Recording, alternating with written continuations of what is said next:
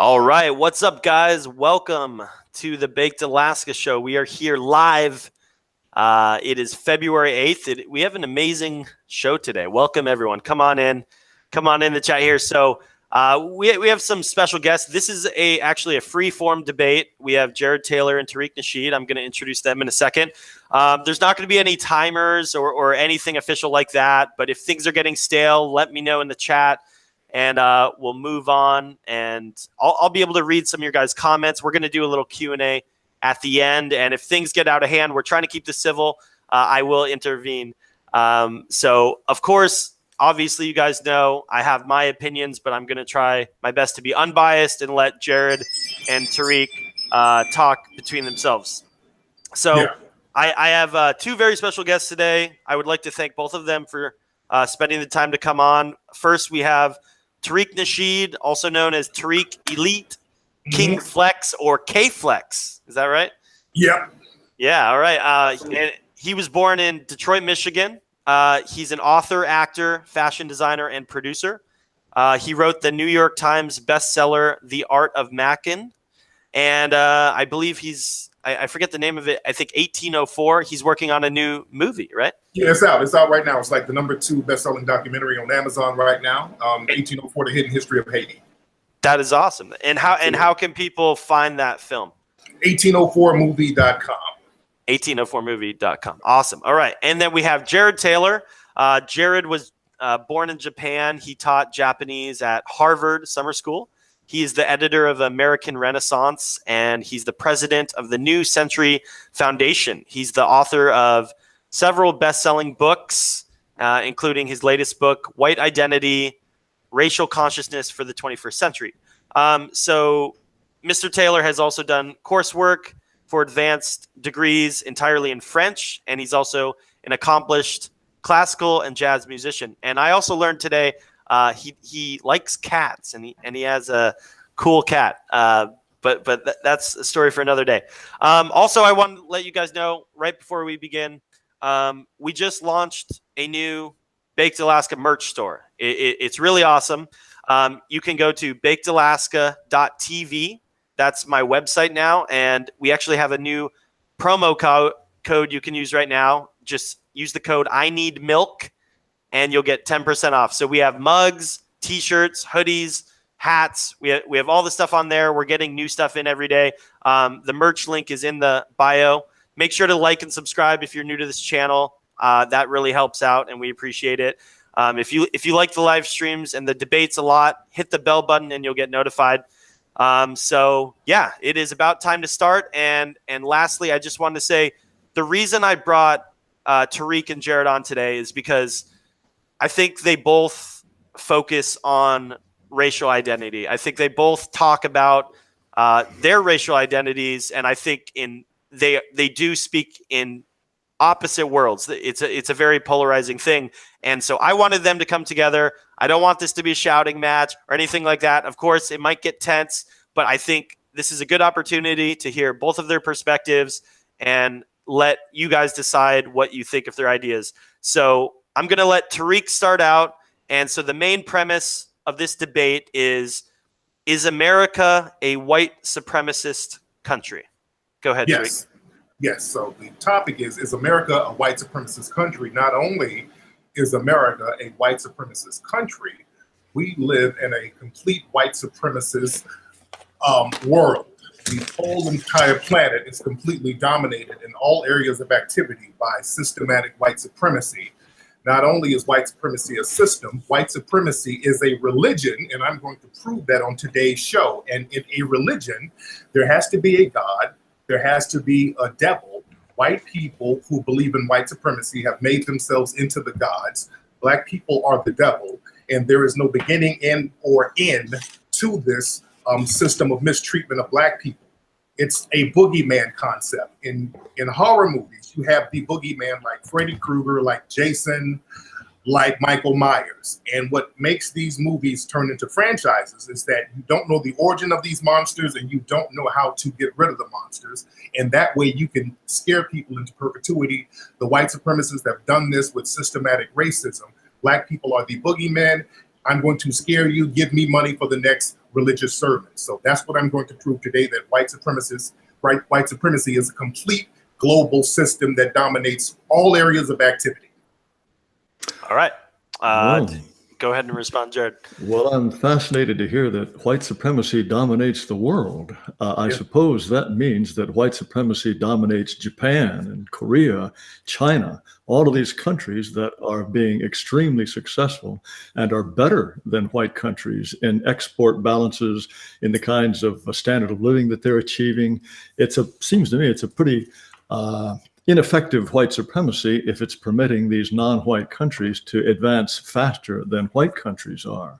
At the same time, in the United States, it seems to me that if it is a white supremacist country, it's one in which it is organized strictly for the benefit of whites so that they can dominate and rule over people of other races. I would assume that that's what's meant by white supremacy. Under those circumstances, it seems to me quite contradictory that we have an immigration policy that is reducing whites to a minority. It's difficult to me to understand why whites, if they really want to dominate, they are prepared to reduce themselves to a minority in which they have less influence, less power, less ability to make the country reflect their own character. Also, in a white supremacist society, presumably whites would be on top in all fields. Why is it that Asians have a higher per capita income, much more likely to get into an elite school? Why do even Hispanics, for example, have a higher life expectancy than whites? There are many, many respects in which the United States is not organized in a way that gives power to whites or that results in whites being on top of everybody else. All of these things would be completely impossible if the United States really were organized in a white supremacist way. Okay, let me address all those things in unison. First, you said if we were in a white supremacist world, places in Asia like Japan, China, and Korea would not be doing better than white supremacist nations. Understand, China, Korea, Japan, and all the Asian nations are completely dependent and under the subjugation of white supremacy. There was an old saying in the United States, you don't have a Chinaman's chance in hell. They are allowed to thrive by the white supremacists. They can stop them from thriving at the drop of a hat. As a matter of fact, speaking of Japan, they blew up Japan at one point and then helped them get rebuilt back together. So the white supremacists dominate those Asian nations. Let's talk about Korea. We're talking about blowing up Korea right now because Korea is not playing ball, so to speak, and they just put trade sanctions on North Korea. So they can put sanctions on countries, they can blow up countries, they can do anything they want to countries, create computer glitches, do anything they want to destroy these nations anytime they feel. They let them thrive, and the operative term is let. Here in America, for a long time, Asians were looked down upon. Then all of a sudden, when they had the civil rights movement in the 1960s, Asians became the model minority because white supremacists elevated the Asians to undercut any type of black progress. So any progress that an Asian nation is doing, they are allowed to. Asians, as a matter of fact, some Asians have been looked at as honorary Nazis by Hitler. He looked at some of them as honorary Nazis. So again, the operative word is allow. Gracious. So China is advancing, or Japan has done well, simply because the white nations, I assume you mean the United States, or are Germany, Sweden, Denmark, we're all in it together to let China progress? We're all in it together to let Korea and Japan progress? Or is it just the United States? Are we the top dog, or do we have to consult with anybody else in order to let the Chinese go on to eventually become a larger economy than ourselves? Well, we know that China was still dominated and it was colonized by Britain until fairly recently, the economic hub of China. 19th century.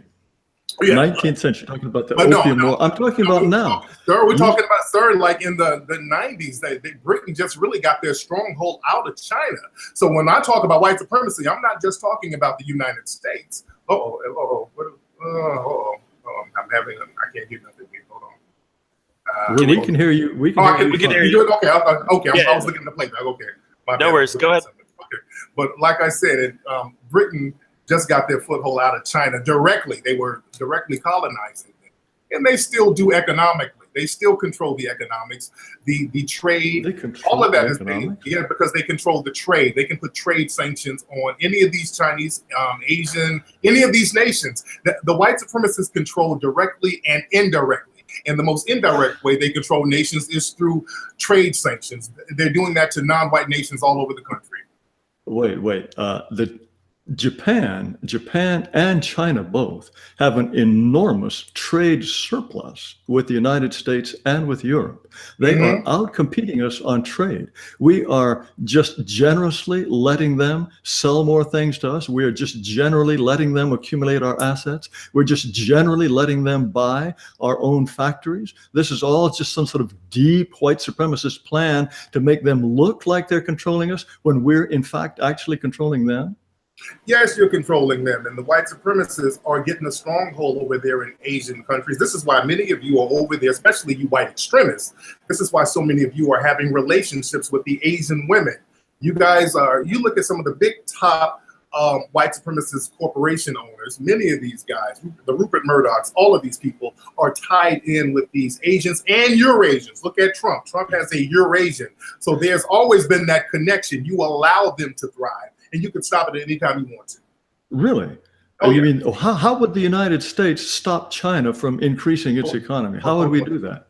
Well, you can just put trade sanctions on them. You can stop them by putting trade sanctions on them, or you can just blow them up. Look, we have tried to put trade sanctions on North Korea, which is a tiny, small economy, and they still don't do what we want them to do. They have continued to develop their nuclear weapons. If North Korea, which is a tiny, insignificant country, can thumb its nose at the United States and continue developing nuclear weapons, despite our telling them not to, it seems to me we have a very, very feeble white supremacist world order. No, you don't, because they're making threats against North Korea now. They're talking about blowing that place up when the economic sanctions don't work. The white supremacists will just go blow the country up. The white supremacists have two tactics. They have deception and they have violence. And when deception doesn't work, they have no problem going in there with the jackals, the CIA, whoever, to take the people out. That's the MO of the white supremacists, and they've done that consistently throughout history. Okay, and if the Chinese don't play ball with us, if the Chinese decide that they want to take the Spratly Islands or they want to take the Senkaku Islands from somebody that we think ought to have them, then we're just going to blow them up too because we're white supremacists? Because the Chinese and many of the Asian countries are playing ball. They are playing ball. They're doing what they're told. And the minute they stop doing what they're told, like North Korea, all of a sudden we see the trade sanctions and we see the nuclear threats and we see the little rocket man talk. Well, so, I'm fascinated to learn that by trade sanctions, we can control nations that actually have a huge trade surplus with us. That would be a new one for all the economies. They have a trade surplus with us because we allow, well, not we, the white supremacists who run the country allowed it. That's why they have a trade surplus. Now you meant, I see, because we permit them to do this, even though it means that some of our businesses go out, all of our jobs get exported to China. We must think that's a great thing. If our manufacturing jobs disappear to China, we must think that's a wonderful thing because we're stupid white supremacists.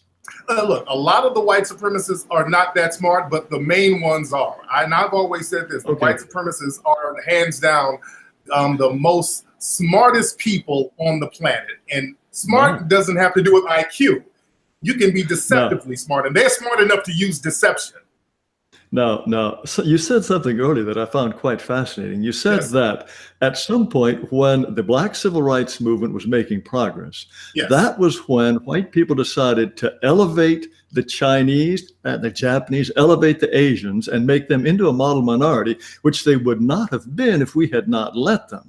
So in effect, we tricked them into being more successful and smarter than we are, while at the same time we have tricked Black people into being less successful and less smart than we are. Is that what white supremacists have done? Wait, 1 second. Wait, can you guys hear me? I'm on my end. Hold on 1 second. We can hear you fine. Yeah, we can hear you. We can hear you fine. Because I'm streaming this on my thing, and they're saying there's audio static. Oh my goodness.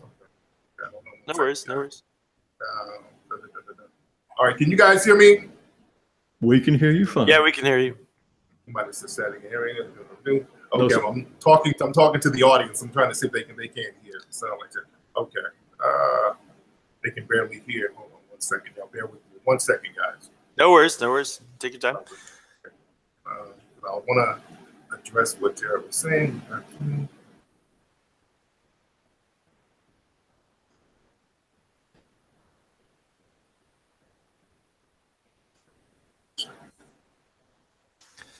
Everything good? Hello. Hello? Well, Hold on 1 second. Okay, right. how about in the chat room? How was that? Pushing the earphone. What are they saying? Oh, okay. Tariq, are you googling the answers right now? No, I'm streaming live, and the people are saying they can't hear me, so I can't stream live. I just have to use, I have to download it. So I got to stop streaming live on my end. So I'm not googling anything, but let me stop streaming. No, I'm just joking with you. Yeah, no, I'm gonna have to stop. Okay. Okay, yeah, no, you have permission. Yeah, you have permission. You can use this video on your channel. You can mirror it or whatever you need to do. Okay. All right. Let me just do this. All right. Let's get back into it. Let's get going. Yes. Let me repeat my question here. No, go ahead, brother. You said something about how when the Black civil rights movement got going, then the white supremacists, so we white supremacists, decided that we were going to elevate the Asians into a model minority. And I suppose they would not have been a model minority unless that we had permitted them to. So we more or less tricked or browbeated or somehow made them into a group that has a lower crime rate than whites, lower illegitimacy rates than whites, more successful academically than whites. We tricked them into that.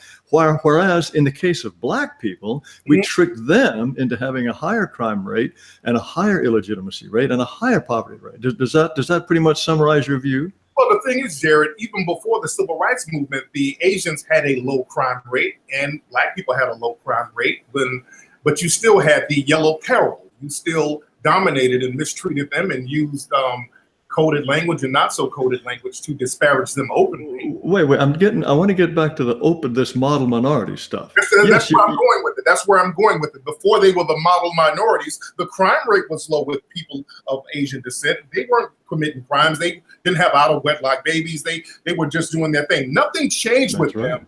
Nothing changed with them after the civil rights movement, other than the white supremacists wanted to use them to undercut Black society. Nothing changed. Well, but then we used them to undercut Black society, but in a way that in effect undercuts white society, because Asians are now, they have a higher income than whites, more likely to get into elite schools, and they have, as I say, less likely to be in jail. In other words, we have created a model minority that is even more successful than the white supremacists. Again, this sounds like very stupid white supremacy to me. That's not true. They're not more successful than the white supremacists. Not more successful. They're not more successful at all. Look at all the major corporations in America. Who owns? Who's running law enforcement? They don't run all the major corporations. The Japanese are allowed to do anything they're allowed to do. The white supremacists allow them to.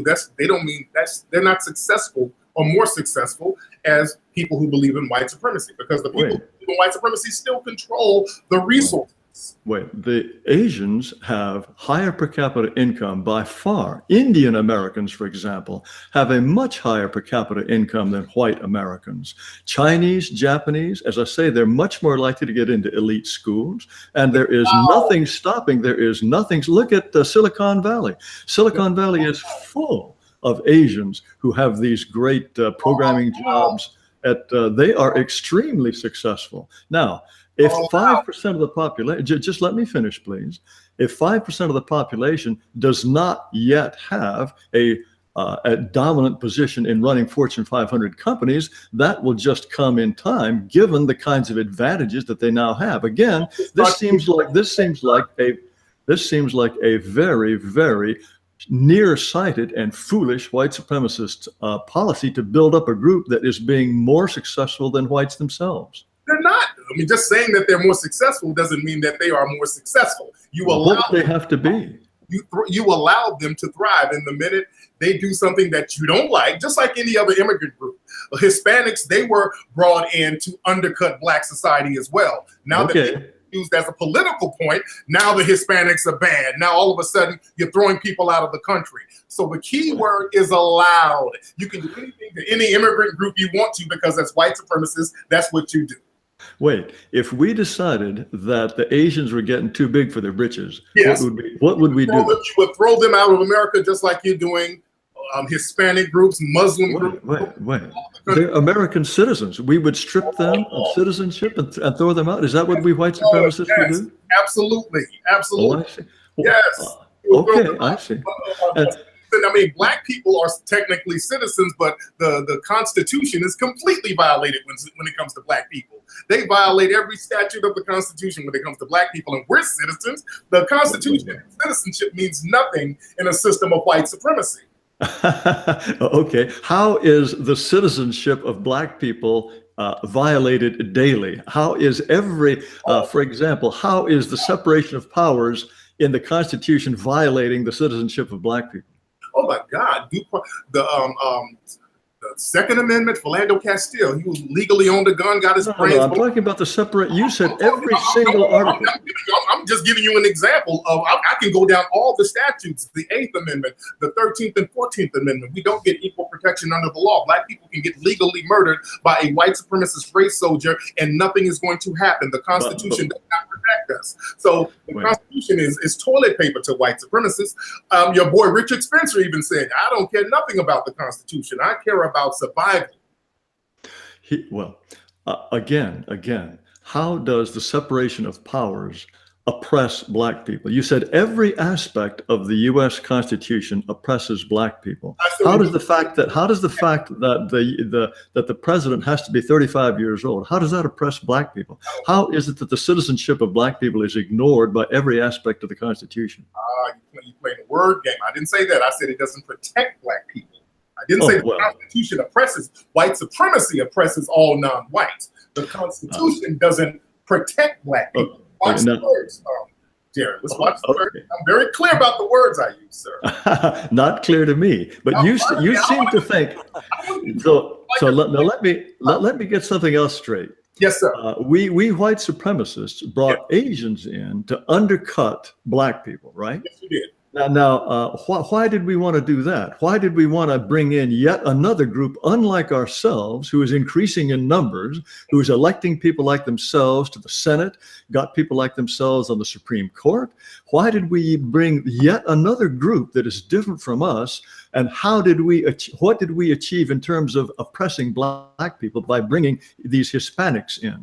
Well, you classified Hispanics as white. 95% of Hispanics are classified as white because all white Anglo numbers are declining. They've been declining for years, and you need other groups to help boost your numbers. So Asians are the reserve white people now because many Hispanics are classified as white to boost up the numbers for people classified as white. So you always bring in these different groups to boost up the numbers. Wait.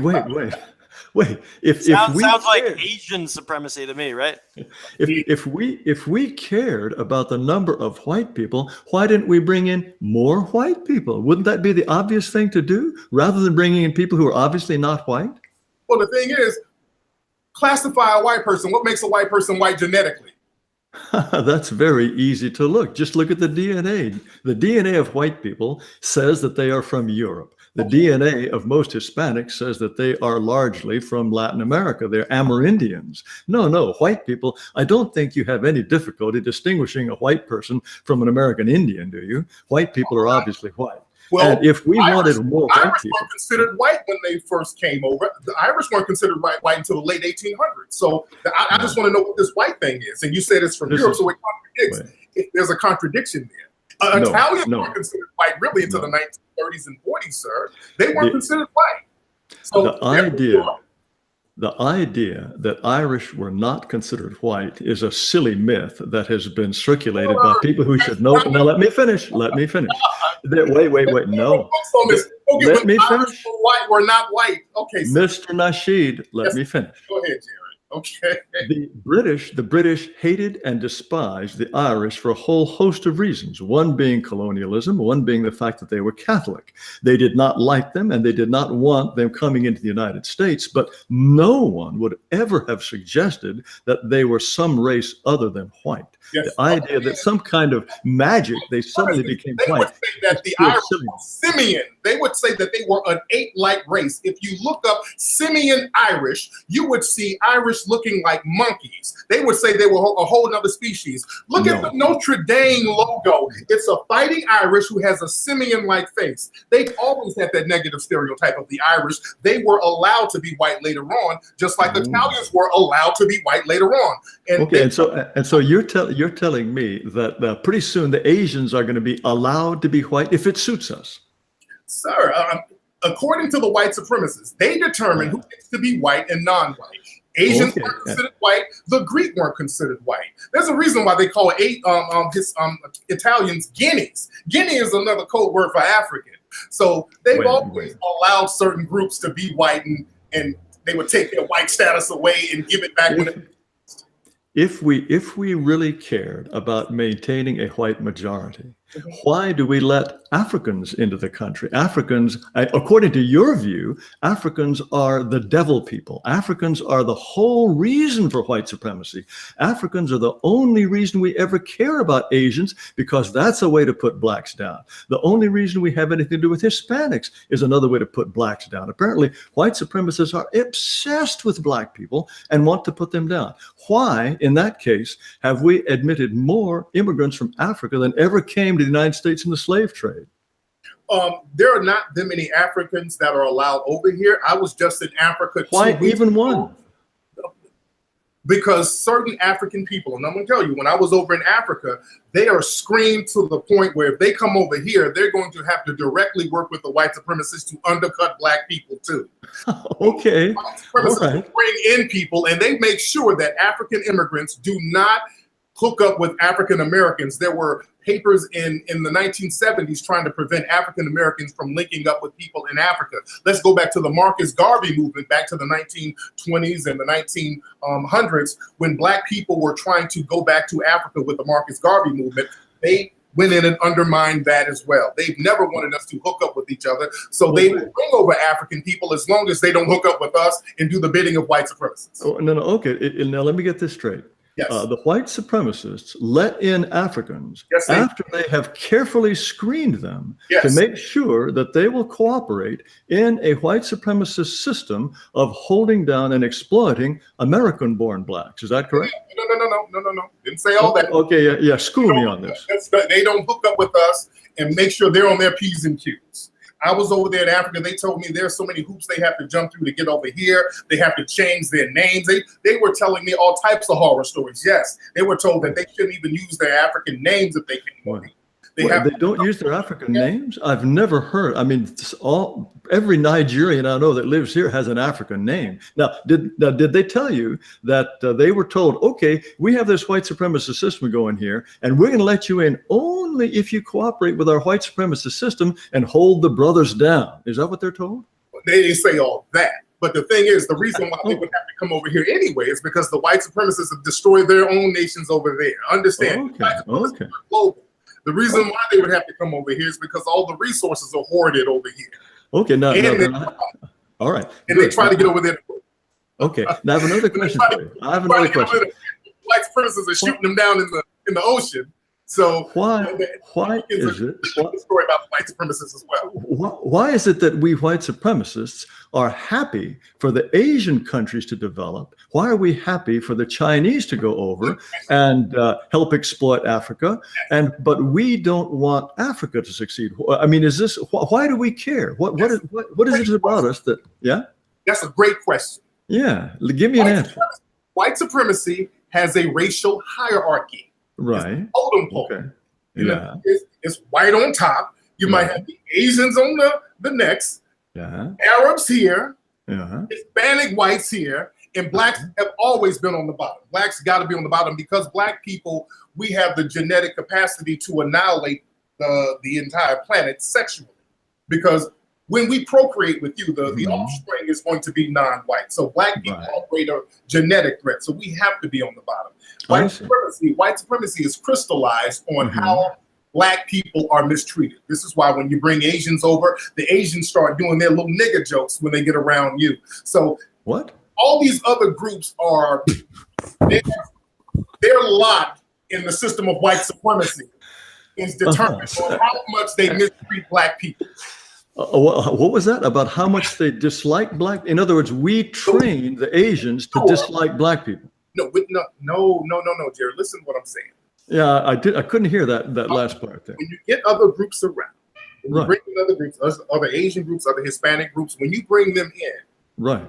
for them to determine their status with you, to become honorary white supremacists themselves, they have to display anti-black hatred.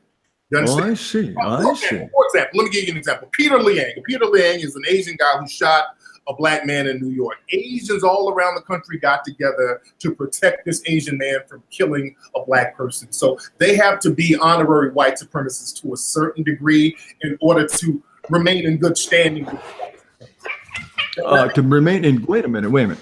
This guy was a policeman, as I recall, and he fired his weapon and it ricocheted off the wall, and it happened to kill a black person who was in one of these public housing things. It was very, very clear that he did not intend to kill this guy, and it is not at all surprising that people should rally to his defense. Now, I'm again interested in this idea that we can make honorary white people. And where is your evidence that white people, that Asians, if they're the number 2 bunch, where's this notion that they're honorary white people?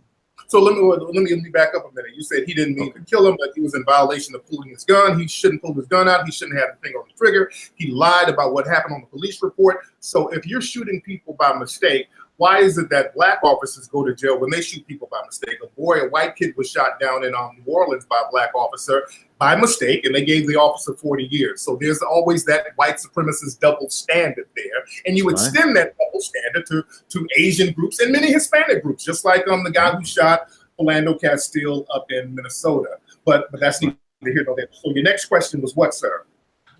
Well, then let me have. I'll approach things from a different point of view. Yes. I am fascinated by your conviction that well. First of all, okay. Now, it's interesting that you said the reason white people are so obsessed with blacks. I mean, it sounds like everything we do has to do ultimately with black people. Mm-hmm. What we do with Asians, what we do with Hispanics. Hold on. What we do with all of these other people is merely a function of our absolute obsession with black people, is what it sounds like. White supremacists, yes. The white supremacists probably think, 8 hours of every day at least wondering what to do about black people. We're just obsessed with black people. And the reason for that. 24 hours. 24 hours. Sorry. Okay. We are thinking about black people 24 hours a day. We wake up in the morning and we spit on our hands. We roll up our sleeves and think to ourselves, what are we going to do to black people today? Is that how we operate? Well, the white supremacists, again, white supremacy is a religion. And religion. Yeah. Okay. Wait, I want to ask a question real quick. Tariq, do you believe that Jared is a white supremacist? I just want to be clear because you keep saying white supremacist. Do you believe he is in that category? Yes, he is. Of course he does. Of course. All white people are white supremacists. No, they're not. All white people are not white supremacists. No, they're not. That's why. How do you classify the difference? A white supremacist is a person who believes through speech, thought, and action that they should dominate, control, and mistreat non-white people based That's what a white supremacist is. And all white people are not like that. That's not true. That's why I don't say the white man and white people are this, that. No, white supremacists think like that. Okay, now who are they specifically then? Who believe that we should dominate, control, and mistreat black people? Well, the thing is, the white supremacists used to be open about who they were, but now they're not open. They have to codify their language, so we don't know who the white supremacists are. So now I use the term suspected white supremacists if I'm not sure a person is a white supremacist or not, because there's no master list of white supremacists. Okay, then how come we got into a situation where white people can't be open about it? That sounds like another failure of white supremacy.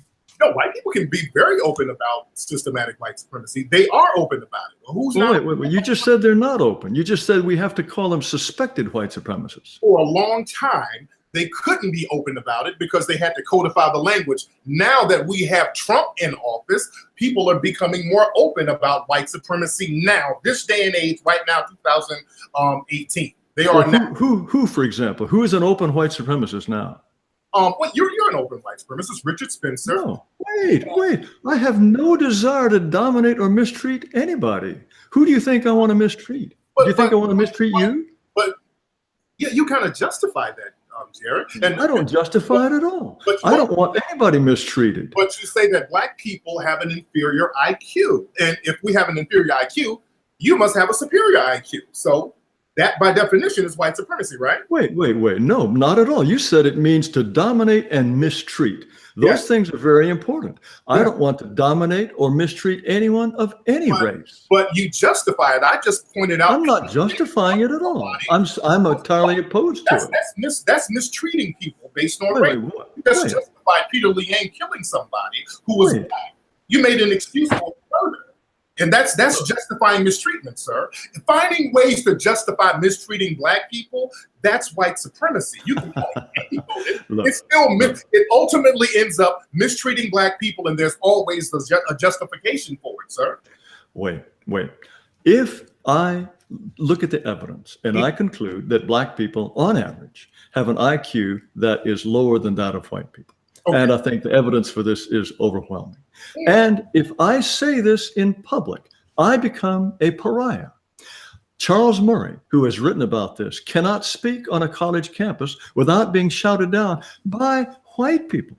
Right. Now, all of those people on the campus, are they secret white supremacists and they secretly support Charles Murray, or are they really opposed to the idea of Charles Murray, and that's why they shout him down? There are many people who are opposed to Murray, but there are many people who support him. Understand? Well, we don't know. We can't quantify. We don't know who supports him and who's opposing him. But there are a lot of. This is why I say you have white supremacists and white people. All white people are not white supremacists. There's a lot of. How many do you reckon are white supremacists? I have no idea. I cannot quantify it whatsoever because I know that the white supremacists are the most powerful people. How do you? Well, wait. The most powerful people in the United States. We can name them. Not the United States, on the planet. The white supremacists are the most powerful people on the planet, not the United States, the planet. The white supremacists dominate the planet. Okay, then if we pick out the most powerful people on the planet, then we can be sure they're white supremacists? Yes, most of them, yes, absolutely. Or suspected white supremacists. Some are white supremacists, some are suspected white supremacists. The most powerful people on the planet. Probably white supremacists or suspected white supremacists.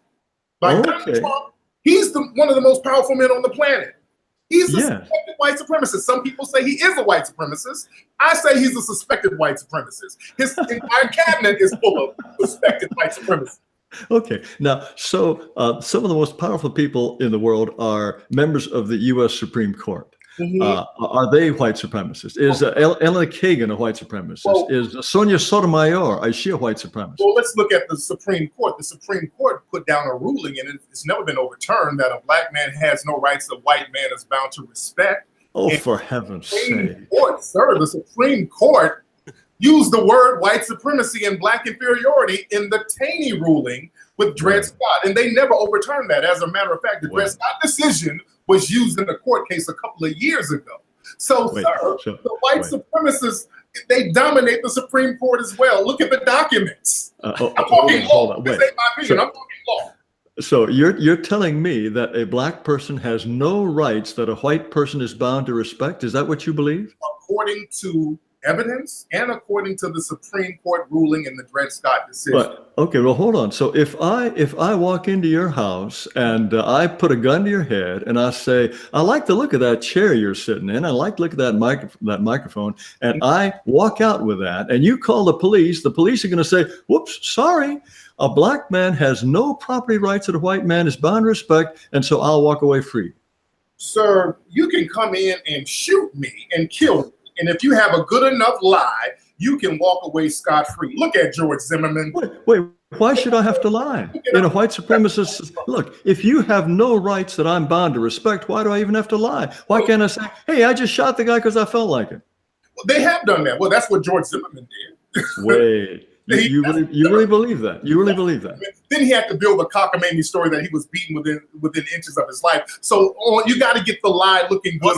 Wasn't George Zimmerman Hispanic though? I don't think he was even white. Oh, come on. He was an honorary white man. Honorary white man. Honorary. He's white. Anybody who attacks a black person's an honorary white man, right? Come on, that's what it boils down to. A policeman, a black policeman who shoots a black person is an honorary white man. That's another deception tactic. That's a deception tactic where you temporarily deny whiteness. All of a sudden, he's not white no more. I'm not white. I'm Jewish. I'm not white. I'm Native American. I'm not white. I'm Hispanic. Oh, that's a okay. Okay. So go ahead. So Mr. Nasheed, in your view, what George Zimmerman did was he said to himself, look at that black guy. I think I'm going to follow him and shoot him. And that was the long and the short of it. And he knew that he would be protected. That's exactly what he did. He knew he would be protected, and he was protected. He knew that the community, the court system was going to look out for him. White supremacists understand the mindset of other white supremacists, and they understand the code that other white supremacists are on. Well, let's get back to the Supreme Court. Now, if it really was the case that no black person has any kind of right that a white person is bound to respect, we would be living in a completely, utterly different world. And I think you must be able to imagine that that's the case. So, Mr. Taylor, what different world will we be living in if that were the case?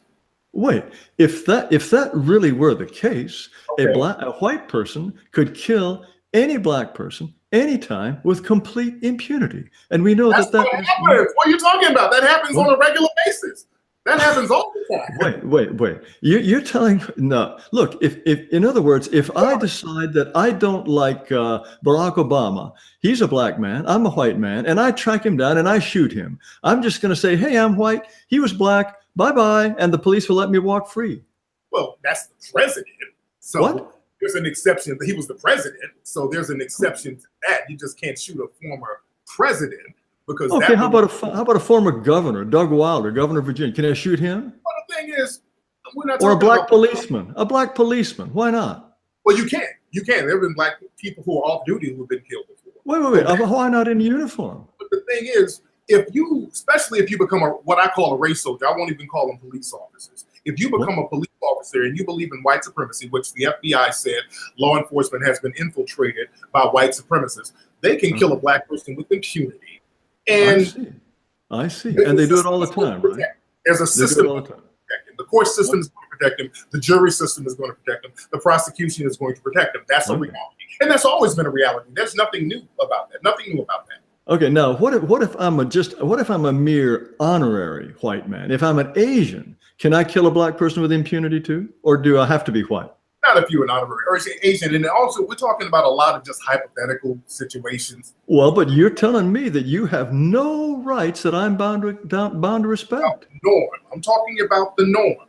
Now, the norm. I find an exception every blue moon. For example, you can't find too many white officers who've been put in jail for killing a black person. It's like one every 20 years. So the exception doesn't negate the rule, Mr. Taylor. You know that. Just like for example, a lot of African immigrants. You spoke about Nigerian immigrants. Do you know what we're talking about IQ? Nigerian immigrants, they come over here and academically outperform whites and Asians. They do much better than Asians. So that kind of throws the whole IQ thing out the window. We're talking about race and IQ. Well, but why does a white supremacist society permit such a thing? Well, you can't really do anything what's going on in that person's mind. You know, a person is smart, they're smart. But well, wait. If people are smart, they're smart. You're assuming, of course, that on average, black people are just as smart, maybe smarter than white people, right? Not maybe smarter, but we have the same level of intelligence, of course. Okay. Of course. All right. It goes without saying. No, are you saying we don't have the same level of intelligence as whites? Okay. I was just checking on that. I thought you might think that black people are actually smarter. But let's get back to the Supreme Court. But you didn't answer that. You danced a little bit. You're dancing with the stars. Do you think that black people have equal intelligence as whites, Mr. Taylor? No, I don't. On average, the black IQ is 85. Why are black people as smart? What is it about black people that makes them less smart? Oh, well, there are all kinds of things that go into what what is called intelligence, the structure of the brain, the way the gray matter and the white matter interact, the rapidity of signals transmitted on neurons. We don't really know in 100% the biological underpinnings of intelligence. But I think the evidence is overwhelming that East Asians, on average, are somewhat more intelligent than whites, and whites more intelligent than blacks. But aside, I know you're not going to agree on that, and you're not even interested in the evidence. Let me unpack that, because if black people are less intelligent, why the need for systematic deprivation? Why would the white supremacists do things like not allow black people to read, make it illegal for black people to read, which is what happened here in the United States for a long time? Why would they do that for people who are already less intelligent? We're talking about the United States today. You're saying the United States today is a white supremacist society. I do not deny that in the past, the United States could be described as white supremacist. But let's get back to the Supreme Court. But you didn't answer the question. That's a very valid question. If we were, and they were saying the same thing you're saying back then. Back in the 1800s, the 1900s, they would say the same thing, that black people, our IQs are just not high. We're not as intelligent. Thomas Jefferson, he wrote a whole book, Letters from the State of Virginia, about how our IQs, not our IQ, but how our intelligence level was just so low. But at the same time, black people were not allowed to read. So why would you not allow a people to read and make it a crime if they were already less intelligent? I'm trying to understand.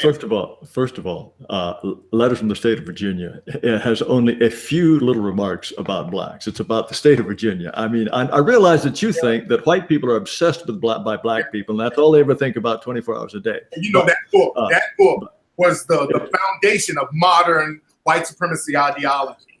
You know that. Oh, okay. No, I don't in fact know that, but Letters from the State of Virginia covers a lot. Go on and on about how inferior black people were. Look, there are just a few passages in that book about black people. And how inferior we were in that book. In those few passages, he was talking about how inferior we were. He thought that blacks on average were less intelligent than whites. Now, nobody ever pretended, no one ever pretended that there were not some blacks who could read. No one ever suspected otherwise. He knew about, Thomas Jefferson knew about blacks who could read as well. No one ever doubted that they could read. Why is it illegal for black people to read if we're just so less intelligent? Well, the whole idea, in those states and at those times in which it was illegal, now don't forget, slavery was an extremely variegated thing. Any generalization about slavery is likely to be completely wrong because it was so different depending on the time, so different depending on the place. There were, in some circumstances, laws against teaching slaves how to read, not blacks in general, but slaves how to read, because it was thought that that might contribute to some sort of slave revolt or some attempt to gain freedom. But let's set that aside. I like to talk about the United States today. Well, let me correct you though, because even after slavery, during the Jim Crow era, it was you had white supremacists monitoring black people so they wouldn't read in public as well. So reading was something that was looked down upon with black people even after slavery. And when black people started to get their own schools and their own communities, they were torn down and burned down by the white supremacists. But go ahead, brother. Well, I'd like to hear examples of schools that were burned down by white supremacists, because after all, even Oklahoma in 1921, Wilmington in the 1800s, Rosewood, I can just, list goes on and on. But go ahead. Those were race riots. In any case, now back to the Supreme Court. You may recall that when Sonia Sotomayor, now in your view, she may be an honorary white for all I know, but when she was appointed to the Supreme Court by Barack Obama, she said that, well, it was pointed out that she had said that she thought that a wise Latina woman would be a better justice than a white man. This is well known about her. And when she came up for confirmation, the Senate, of course, was overwhelmingly white. Now, why would a white supremacist Senate, and surely some of those people must be white supremacists and not just suspected white supremacists, because they're powerful, they're senators, and you said the most powerful people in the world, presumably including the premier of China, are white supremacists. So there must have been some white supremacists there. Why would they confirm a woman who says that a Latina woman will make a better judge than a white man? Isn't that a grave insult to white supremacy?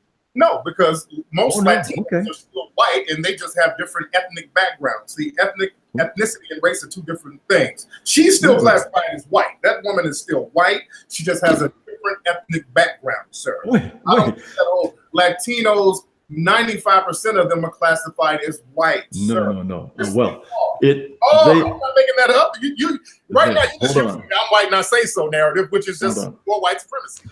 Okay. So when she says something insulting to white people, she's talking about Latinos as opposed to white men. She is making a distinction between a Latina woman and a white man. And so let me finish. He's white. Please let me finish. So she is drawing a distinction. She says, I'm Latina, you guys are white, and I'm going to make a better judge than you. And all those white supremacist senators, they said, oh, we'll let that pass because she's really white just like us. Was that what they thought? Yes, absolutely. Okay. Thank you. We can move on. That's all I needed to hear. They have Clarence Thomas on the Supreme Court. Is he a white supremacist? He's a mascot for white supremacy. Is he a white supremacist? No, you cannot be a black white supremacist. You can't. I see. Why He's not? a mascot for white supremacy. You can't be. You can't be a black white supremacist. You can be a tool for white supremacy, and that's what he is. A tool. All right, but a Hispanic can be a white supremacist. Yes, they can. Understand? Hispanic, they identify with Spain. They don't identify with the Native American roots. The root word is Spain. Spain is still in Europe, and they identify with that. And the white supremacists, they give them this on and off, back and forth cat and mouse status. But ultimately, it's a family dispute between other white people. Wait. So Puerto Ricans, they think of themselves as Spaniards. Is that right? Yes, many of them do. As a matter of fact, they think they're Spaniards. When you go to these countries, you see the darker Puerto Ricans are dominated and mistreated by the lighter Puerto Ricans because the lighter Puerto Ricans see themselves as white, sir. Okay, and by seeing themselves as white, that makes them white, and they become the mascots and the tools of the real white supremacists. Okay, I understand. Now, do you remember James Watson? He's the co-discoverer of DNA. Now, he was probably the most famous living scientist in the world. And he started talking about race differences in IQ, and he concluded that perhaps black people, for genetic reasons, are less intelligent than whites. Now, you may recall that he was absolutely pilloried. All the white people practically in America got on his back and said, no, you can't talk about that. And he lost his job, he lost all kind of his prestige, he's disappeared from sight. That will happen to just about any white person in America, no matter how prominent, no matter how prestigious. If he starts talking about racial differences in IQ, out the door. He is considered a moral pariah. Why is that the case if we really are all white supremacists anyway? Well, the thing is, the whole intelligence thing or the IQ thing, it's used by white supremacists to justify the maldistribution of resources and the mistreatment of people. Exactly. So that should be part of American dogma, right? Really? Like, wait. I don't understand. Elaborate on that. As you say, if the idea is that black people are less intelligent than whites, and that justifies what you say, the maldistribution of wealth in the United States, why is it that someone that makes that argument about racial differences in IQ is considered a demon and a pariah and is shoved out of respectable society? Well, because usually they have blatant white supremacist views anyway, and they're just using IQ and all that stuff to justify. See, the IQ thing, that thing started really with Nazi Germany. You're not answering my question. I'm trying my best. I'm trying to answer your question, but I'm telling you, the IQ thing was started in Nazi Germany. That's not true. Be justified to harm people who were classified as non-white then. Yes, it was. No. They used IQ to justify putting people in concentration camps. Yes, they did. Wait, IQ goes back to before the First World War. That's before Nazi Germany. Sanford Binet, the Binet test, that goes way back before the Second World War. But my point is this. If, as you believe, the ideas about racial superiority and inferiority are used to justify white dominance over blacks, why is it that anyone in the United States today who openly talks about racial differences in IQ and talks about the lower black IQ becomes a social pariah? Why? Because It's not true. That's why, and it can be debunked. What? But you say all the white supremacists believe it. Jared, but it can be debunked. That's the problem. See, that's what the clash is. It can be debunked. Like, Jared, I've heard you say that black people have a low IQ and there was nothing in Africa, and black people didn't have two-story buildings, and there was no will, and they couldn't tame beasts of burden. So all that stuff is so easily debunked. This is why people, a lot of times when they take these white extremists, we look at them as pariahs because that information is just not true. But wait, if it is not true and everyone knows it's not true, then okay, maybe there are a few benighted goofballs like me who haven't got the message yet, but if it's generally accepted as not true, then that completely blows apart the justification for white supremacy, right? No, it doesn't, because enough people believe that. Enough people believe it's true. And the people who want to believe it's true are the white supremacists, because that's part of the religion of white supremacy. Okay. Now, anything negative about black people to justify the mistreatment and domination. Okay. And those people are the most powerful people in the world. Yes, they are, the white supremacists. Okay. Then if the most powerful people in the world believe this, surely one of them, or maybe even two of them, perhaps even three of them, would have come to James Watson's assistance when he started talking about race and IQ. Why? How come not one of them put his head above the parapet and said, hey, Watson's right? Well, they might not have done it publicly, but there's an old saying that white supremacists don't get fired, they get transferred. So they probably— Is that an old saying? Oh, I've never heard it before, but that's never heard that one yet. White supremacists don't get fired, they get transferred. He's fine. He's somewhere, somebody's taking care of him. Whenever a white person does something and they get fired or they get called a pariah, they get money raised somewhere. Somebody's going to look out for them. So the white supremacists, they know not to let one of their own fall. Hey, I hate to break in here for a second, but didn't we have a black president for the last 8 years? If you're saying that the only people in charge are white people, how do you explain Obama being our president for the last 8 years? He's a pet. He's a mascot. He knows that. Hey, Jared knows that. When you put a black person in a position, listen, when you put a black person, when the white supremacists will elevate a black person, there are two rules, and these rules have never faltered. Number one, you do not punish white people. And number two, you do not help black people in large numbers. And Obama did not do either of those things, so he's fine. So it seems like Trump has actually helped black people more. You know, recently it said Trump has the lowest African-American unemployment rate, and the African-American Democrats, they wouldn't even stand for that. That's a lie. They proved it was a lie. They put out the stats. That's a lie. The unemployment rates, they've increased. That's a complete lie. But deception is white supremacy. But well, I wanted to ask one question that keeps coming up in the chat. So people keep asking, and this question is for Tariq, and then Jared, you can respond. They say, if Black Lives Matter, why is there so much black on black crime, and why is there such a substantial amount of blacks doing crime and murder to other blacks? That's a lie. There is not black people doing a lot of crime. The only high crime like rate Chicago, for example. That's it. Chicago is the go-to place because there is no black crime in large numbers anywhere else. That's another lie. They used to justify black people in large numbers. Black crime rates are not high because black crime rates have always been the same. There's nothing unique about black crime rates. Isn't that right, Jared?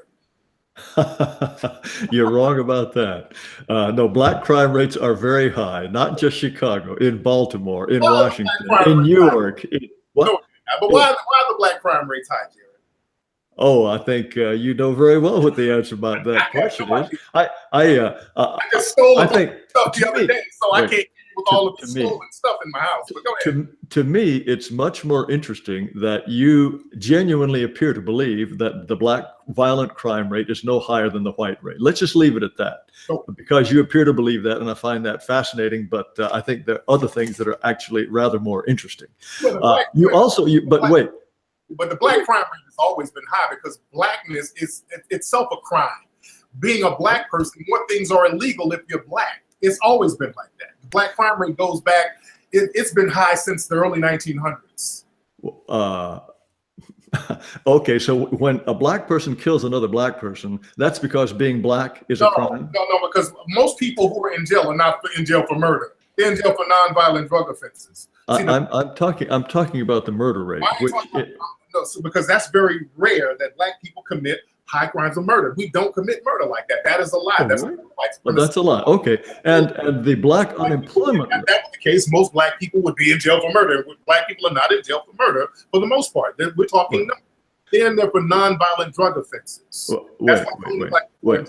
So, okay, the statistics that come out of black, overwhelmingly black cities that suggest a high murder rate are a lie, as is the statistics about the black unemployment rate. That too is a lie? The black unemployment rate is high because wait. You said jobs. White supremacists control the job, so that's always going to be high. Wait, but no, didn't you tell me that when Baked Alaska earlier said that the black unemployment rate is at a record low under Trump, you said that was a lie, right? Yeah, because the black unemployment rate is high. It's always been high. The black unemployment rate has always been high. Well, wait, but then are you or aren't you disputing Donald Trump's claim that it is lower now than when it was under Obama? Not low. It's still high. What? It's high now. It's high. The unemployment rate is high. I mean, y'all can try to spin it any way you can, but it's lower than it's ever been in history, I think, is the point. No, it's not. That's not true. That's more I'm white and I say so. But Jared, why are black people so violent? Why are black people violent? Okay, you want the answer to that question? I do. I want to know the answer. It's a combination of low average IQ and high serum testosterone combined with a lesser ability to defer gratification. Because the combination of low IQ and high testosterone, no matter what the race of the person, makes a man more likely to commit crimes, primarily of violence, but other crimes as well. Furthermore, an inability to defer gratification. And you can prove this if you take a group of white children, a group of black children, and you say to them, you have a choice of either 1 marshmallow now or 3 marshmallows a half an hour from now. Asian children are more likely to say, well, I'll wait and I'll get the 3 marshmallows. Then the Asian are the most likely, then comes whites, then comes blacks. Black children want that 1 marshmallow now, even if it means they don't get 3 marshmallows in a half an hour. That kind of mentality of being unwilling to sacrifice now for the future lends itself to a kind of smash and grab mentality that makes people more likely to commit crimes. So it's a combination of those 3 things. And you find with being in a system where you're systematically deprived of things, because black people are systematically deprived of resources in every area of activity. Then why are the violent crime rates so high in African countries as well? Why are they high? Why are they high in Haiti? That's a complete bald-faced lie. Okay, another lie. All right, sorry. A week or so ago, the crime rate there is damn near non-existent. In many African countries, the crime rates are extremely low, so that's not true, sir. But sorry, yet another lie, yet another white supremacist lie. There's a lot of lies going on here. Yeah, a lot of lying going here. Jared, okay, well, shit. What's that? Okay, let me ask you, Jared. If black people, if we do have a lower IQ, and we can't defer gratification, and hell, you're making some very good points that the testosterone level has an effect on the brain based on the environment, and black people are genetically, we're just born violent. What should white people do to black people? To black people? Well, I don't think white people should do anything to black people. And I think that the races are better off living separately.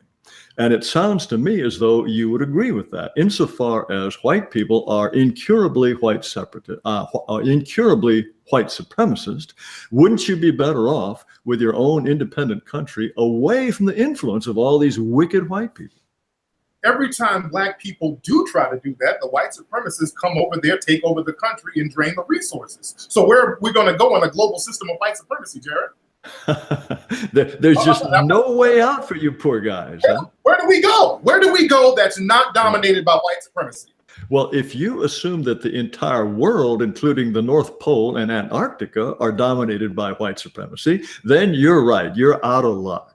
But I'm asking a serious question. Where do black people go? If we're going to have an ethno-black state and ethno-white state, where can black people go to where we will not be dominated by white supremacy? Where? Okay, if you then grant that it is theoretically possible for blacks to have a country of their own, whether it's in North America or in Africa or in Haiti, then the proper solution would be to find some kind of division within the United States. And so blacks should have their territory where they can be whatever it is their destiny is to be. But when and believe me, when black people try to do that, the white supremacists destroy it, Jared. Wait. No. In the case of Liberia, white people were very happy for the Liberians to establish Liberia. They helped them go. They did their best to make it a success. It was the Liberians who ended up making it not work. And when Marcus Garvey wanted to send his people to Liberia, it was the Liberians who told him, no, we're not interested in you, Marcus. We have our own little place here. We don't want you coming to dominate us. There would have been plenty of white people who would have said, Marcus, take your boys and go. Well, in Liberia, they just dropped off a bunch of people who had no connection with the land, and they didn't give them any resources. So that created a conflict. So you just can't drop off somewhere. They didn't have a connection with Liberia. You just drop people off who were born and raised here generation after generation and just drop them off into some random land and then say, okay, go at it. Of course, there's going to be conflict. If you take white Americans, there's going to be a conflict. No, I'm not talking about conflict. In fact, once the Liberians established themselves as top of the heap, there was a certain amount of conflict, but they established a country. And wait, what? And the white people were happy for them to go. The people of the American dominated Liberia. The white dominated Liberia. They dominated the economy there, and they still do dominate the economy over there. Of course, in your view, white people dominate the economy of the moon. I'm just talking about facts, sir. They dominate the economy, the banking, all of the resources over there, all through West Africa. So I'm talking real talk here. Where can we go? Where can Well, if you believe, you must have a very, very high regard for white people. You must think white people are the cleverest, most accomplished manipulators in the history of the world. White people are only about 15% of the population, and they dominate the world. They control everything. Where should black people go? Where should you allow don't you guys have like an entire continent called Africa? Isn't that? No, that's dominated. He just told us. That's completely under the thumb of the white man. I mean, where are white people supposed to go? I think that's probably better. Europe. Go back to Europe. That's been flooded with refugees. It's not that flooded. But the refugees are going there because you took the resources out of Africa over there. So where are we going to go? See, I want a solution. This is why this is white supremacy, the religion. There's this religion. There's no end. There's no beginning. This whole perpetuity. Let's practice white supremacy into perpetuity, and let's pass the collection plate around. Because now we're talking about. So is there such a thing as black supremacy? Is there Asian supremacy? Is it exclusive to white people? You cannot have two supremes. That's a contradiction of terms. It's literally a contradiction. Can I have? No. So I do have a question. You said that not. Solution. What should be done with black people? I do not want to dance around that because I've told you. I think.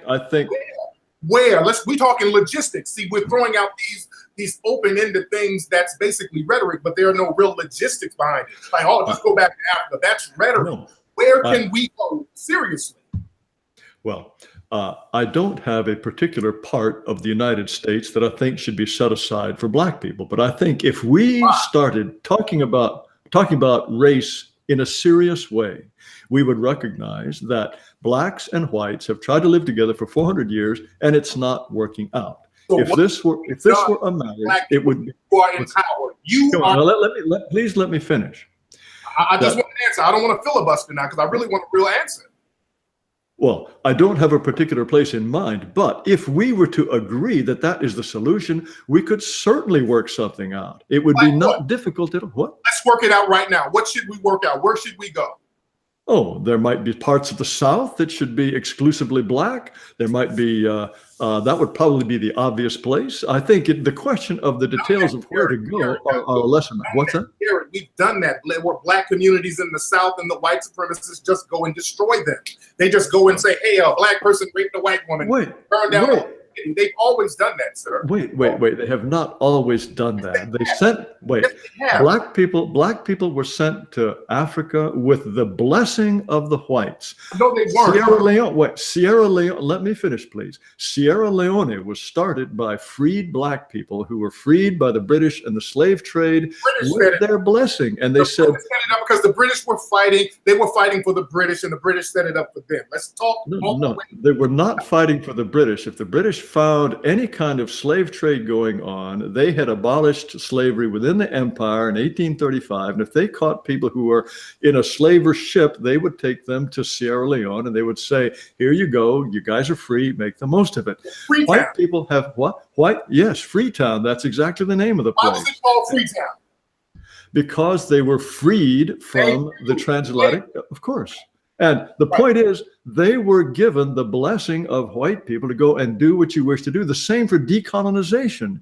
Colonization in Africa lasted from maybe in the mid 1800s to 1960, maybe a century's time. And when black people said, look, we are tired of being colonized, get out. The British left. The French left. Eventually, the Portuguese left. They all said, okay, you want to run the show? You can run the show. White people are perfectly happy for black people to be where they are and run the show. You're not. No, then that's not true. You drop them off, don't give them any resources after raping them for centuries. Don't give them resources, then control their economy. You're not letting them be themselves. Just like over in Zimbabwe, just like in Haiti, they have trade sanctions on all of these. Trade sanctions. Look, there is an enormous amount of foreign aid to Haiti and to Africa. Is this? You think this is a big lie too? You think that the billions that have been Haiti, they rape the oil and the gold out of Haiti and drop off a bag of rice? That's foreign trade. That's rape, sir. I was about Haiti. I was just over there. They're raping Haiti. They're not helping. There is no gold. There is no oil in Haiti. Okay. Okay. No gold. I'm white, not say so. If you were there and you found gold and oil, then you should be a rich man. Sir. Wait. Why is there even? Wait. Tell me. Wait. Why is there even a penny of aid to any of these countries? Why would the white supremacists give even a penny of aid? Because they took the resources out of them, especially Africa. In Africa, they drained the resources out of. Wait. And they feel guilty? Why the aid? About guilty aid, you put up a pretext of you doing something positive, but you're still raping the country. But why would they even bother to pretend they're doing something good? You take the resources and go in, you send the missionaries in and say, hey, look, I'm your friend, I'm bringing food. And the missionaries and the military, they always work hand in hand. You send them the missionaries first, and then once you get a foothold in there, here comes the military taking the gold, the silver, the cobalt, the diamonds, and everything else. You will not allow black folks to have an ethno-black state because we're in a global system of white supremacy, sir. So it's just circular rhetoric, Mr. Taylor, sir. Wait. No, you're practicing the religion of white supremacy. It's the open-ended white supremacy, sir. What's the solution to this open-ended white supremacy? What's the solution? If I knew the solution, I would be putting it on billboards right now. Black people have not figured out how to not be dominated by white supremacy. The problem is, unfortunately, a lot of black folks don't even realize we're in a global system of white supremacy. That's the sad thing. I kind of realize it, but I'm in the minority here. And this is why the white supremacists are so powerful. Okay. Now, you realize white people are probably only 15% of the population of the world. No, they're less than that. You're 8% of the population of the world. Okay, 8%. That's fine. And yet, this 8% manages to dominate the entire globe. Yes. How come? Because the white supremacists were smart enough to use deception in a way that has never been used before. Black people across the planet, they've been used to this honor system with dealing with each other, and they have not realized that because most people, well, not most, the whole planet was black at one point. If we really? It was. North America, South America? Yes, absolutely. Look at the Olmec statues down in South America. Even in Britain, they just came out with a story talking about Cheddar Man was a black people up in modern Britain. So we dominated the planet. The whole planet? The whole planet. Okay, great. You have the whole planet. You guys, are you, Tariq, sorry to interrupt. Are you do you believe the theory that you guys, black people, built the pyramids? Is that true? Yes. Of course, of course. Who else Of course built you them? believe Who else built them? Wait, who else built them 3,000 Wait, years ago? do you believe you were Kangs? Is that true? No. Who built the pyramids 3,000 years ago? Well, as a matter of fact, let me answer this question. All right, go ahead. Go ahead. Yes.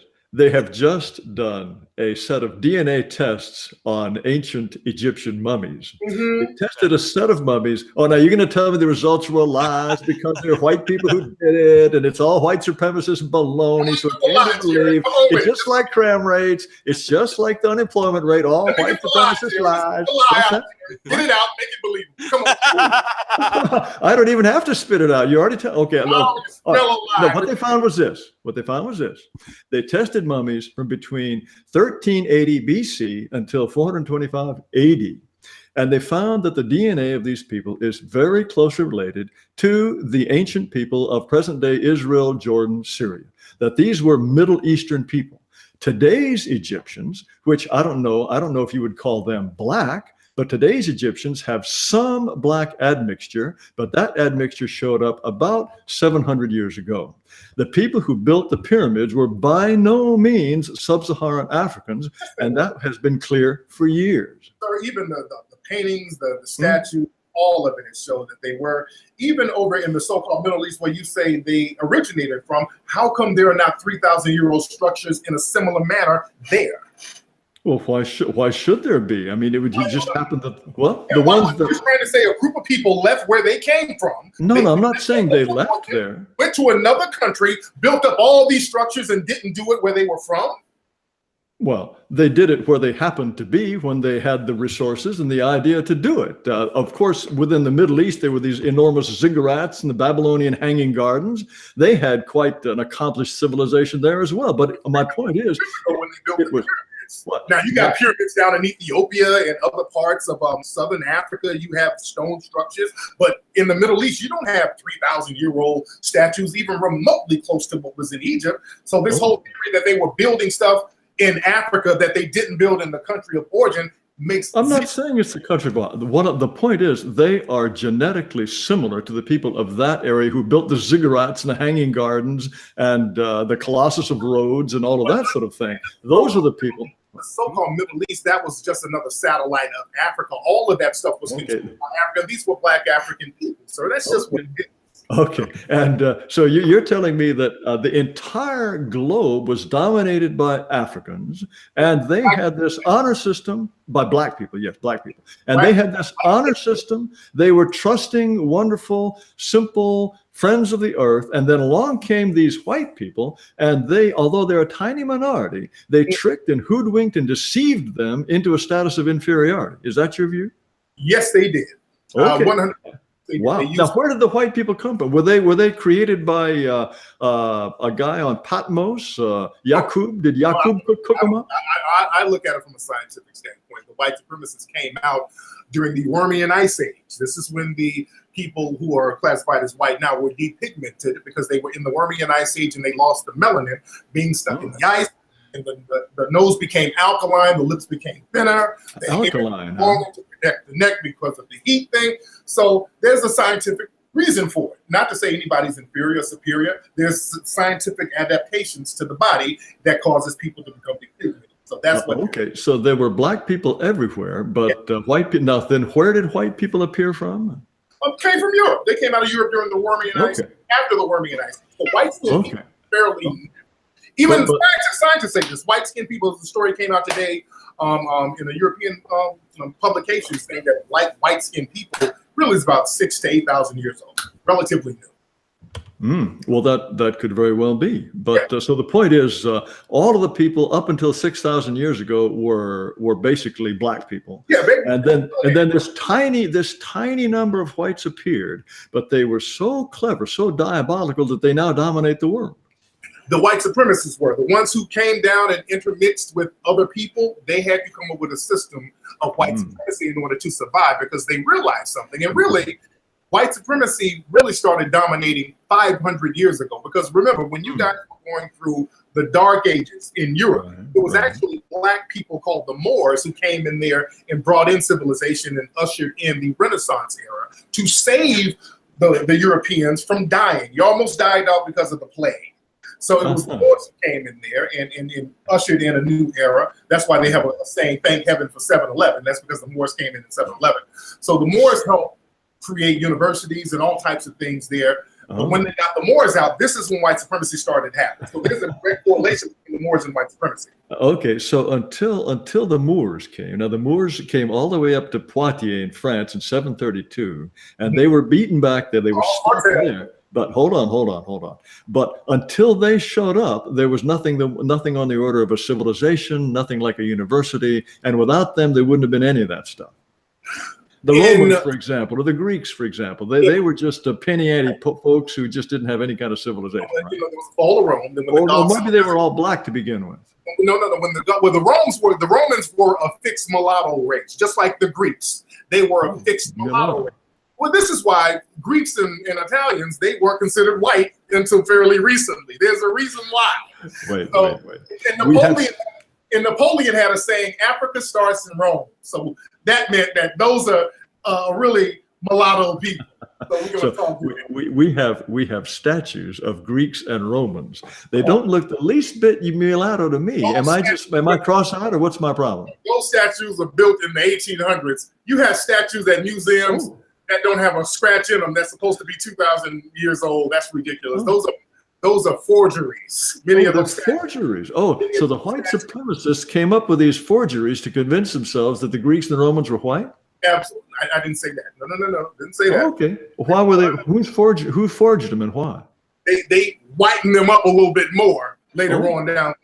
Because again, Greeks and Romans were not considered white until like the 1920s and 30s. They didn't consider them white for a long time. Okay. So that's why they call them guineas. Let's go back to the guinea thing. That's why they would call Italians guineas. We have a common question coming up in the chat again that I need to address. So they're asking if these industries there's many industries that we see that are not dominated by white people. And people are giving the example of Hollywood is mostly run, the news media, by Jewish people. They're talking about the NBA, is mostly African-American players and things like that. So how can you say that everything is white dominated when we see some industries like Hollywood or the NBA that are clearly not white dominated? They are, because the people you're saying that's Jewish, they're still white. Religion and race are two different things. So, there is racially Jewish, like Ashkenazi is still white, still classified as white. So what all is classified as white? Because earlier you were saying, the Irish might not be white, other people, but you think the Jews are white? There are white Jews. There are white Jews. Not the Jews are white. There are white Jews. Jew is a religion. You got jet black Jews. There's also a racial factor to it, right? No, there's no racial factor. So why, when you do a 23andMe, why do you get Ashkenazi Jew? Why does that come up in your? I don't know what that is. I don't know what the DNA thing is, but I want to know why. Well, I'm telling you that it does come up. Well, why do they classify themselves as white? The Ashkenazi Jews. Why do they classify themselves as white? I don't know. That I'm not Jewish. I don't really know the answer to that question. But the point is there are different industries that are not dominated I want to get on that whites white thing, because there are Jewish people who are white. You have Jewish people who practice white supremacy too. Like in Israel, you go to Israel and there's black Jews who are being discriminated against by the white Jews. So is there white supremacy going on in Israel? Yes, because they're trying to kick out a lot of African Jews. Look, there's white supremacy everywhere in the world. We were told that white supremacy dominates the planet. Japan, for instance, is 98.4% ethnic Japanese, I believe. Right. How is Japan run by white supremacy? Well, they control the economy. And they can. But there's no white people there. How could they control the economy if they're not even there? White people in many African countries, and they control the economy. You control directly and indirectly. Just like Haiti, they got trade sanctions on Haiti. There are no white people in Haiti, but they control the economy. That's how white supremacy runs. I mean, it sounds like black people are pretty weak if they can't control their own country. Ding, ding, ding, ding, ding. I agree. We are very weak. Oh, we're agreeing. Okay. Collectively, we haven't figured out that we're in a global system of white supremacy. I'm one of the few people who have figured this shit out. I'm sorry with my language.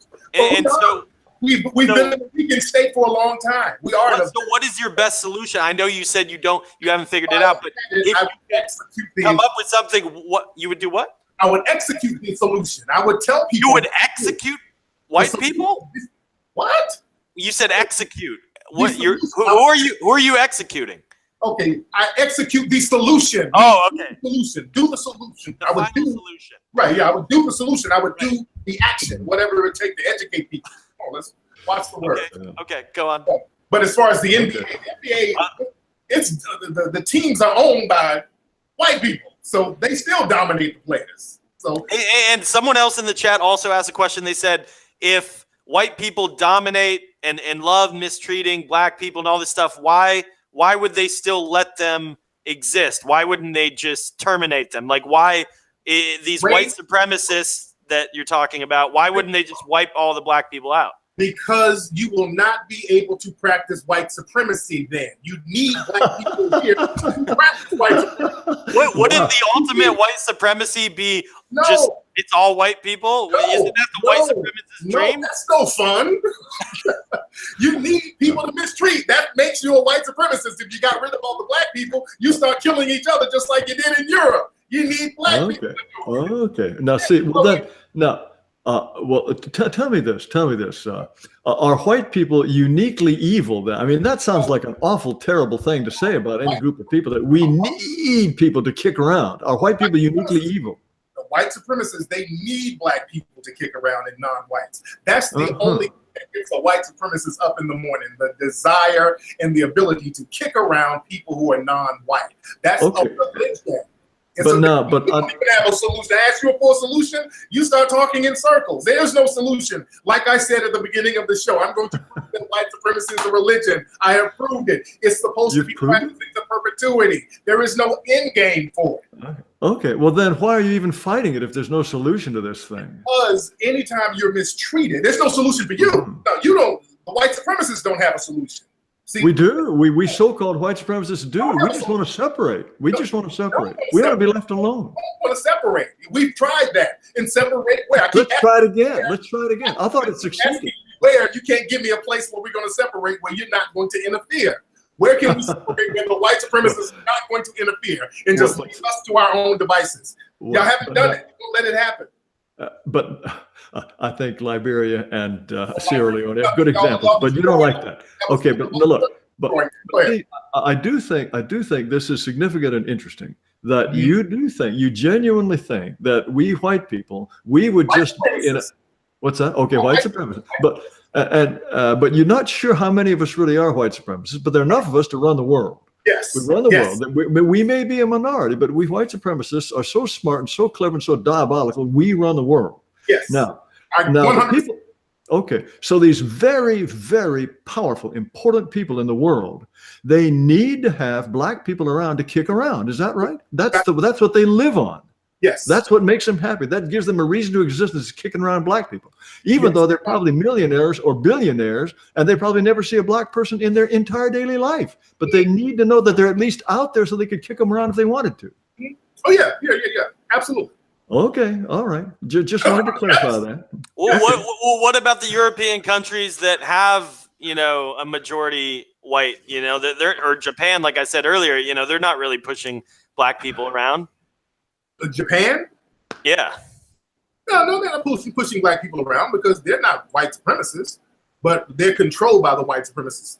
They're dominated by white supremacists. But then where do these white supremacists meet? Where's their secret headquarters? Yahoo message boards. That's one of the places. Reddit, 4chan. Are you trolling, Tariq?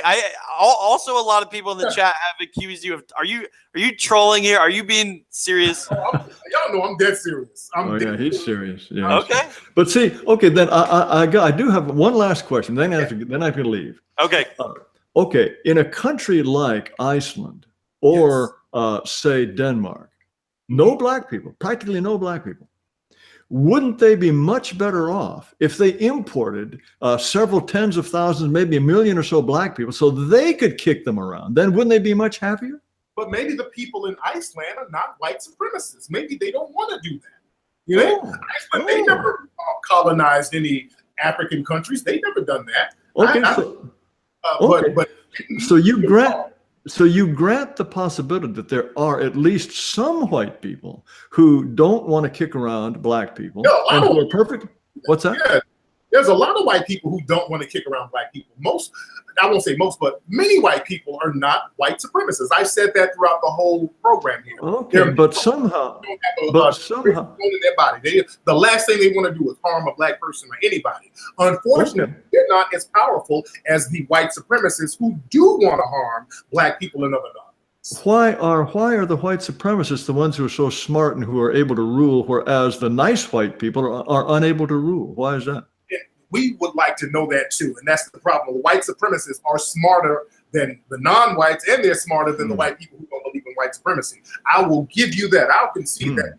The white supremacists are very, very smart, and I learned that years ago, being around white supremacists and just really talking to them. I said, these people are pretty damn smart, and I got to give it to them. Okay, who are these people? I'd like some names. Well, I don't know. I was with a tour guide in Samoa. It was a white dude. And I was talking to him, and I realized he was a white supremacist based on some of the little coded words he was saying about the local people. But he was very smart, and it really dawned on me how smart white supremacists are and how they get their hooks into certain societies. Because he went to Samoa, and he had sex with a lot of the women there and had different children so he could own land. And I'm like, that's some smart shit. These white supremacists figure out all types of diabolical ways to get stuff. And that just really dawned on me how smart they were. Wait, so this tour guide was diabolically smart, but he's making a living as a tour guide in Samoa? In Samoa, and he had all types of land and the whole thing. So this guy was living, he's living in a tropical paradise, chilling. And he's just a tour guide talking about butterflies and leaves. And I'm thinking, but every time, you know what? Every time I would ask him about the race of the people and all that, then he would play dumb. See, that's another thing. The white supremacists know how to play dumb when it's convenient. I see. Okay. Well, back to Alaska. It's about 8:30 now. All right. So right. Why don't we have Jared go ahead and give your closing statement, and then how you think this went. I think you guys agree maybe on something. I mean, Tariq, would you call yourself like a black nationalist? No, not a black nationalist. Not black. I'm a victim of white supremacy.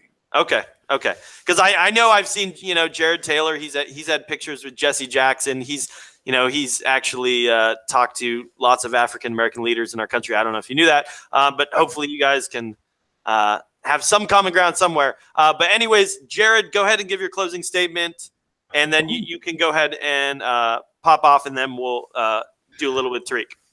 Well, no, I just find it fascinating and very edifying to learn that people like me apparently rule the world, and that Tariq Nasheed has such a high opinion of whites that he believes that this tiny, tiny handful of folks have managed to dominate and rule the world for their own gain and for their own advantage.